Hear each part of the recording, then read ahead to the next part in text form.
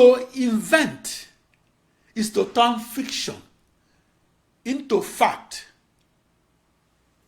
The invention of a faster supercomputer will increase our level of civilization and enable our children to do better than us. The supercomputer was not invented by super intelligent aliens from the moon.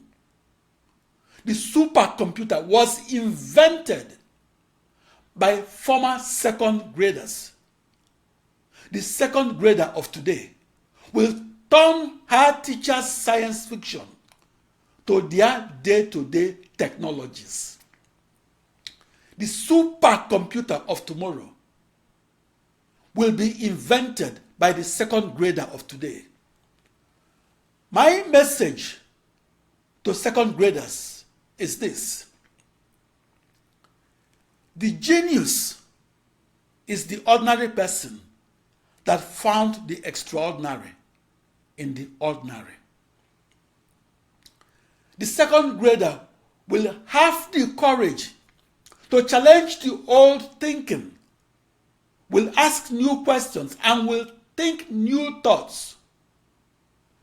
The inventor embarked upon a hero's quest to hear something that was previously unheard, to see something that was previously unseen, and to understand something that was previously misunderstood. The second grader will make the world a better world and a more knowledgeable world. Trying to understand the future without the contributions of the second grader is like looking at an embroidery from the wrong side of the cloth.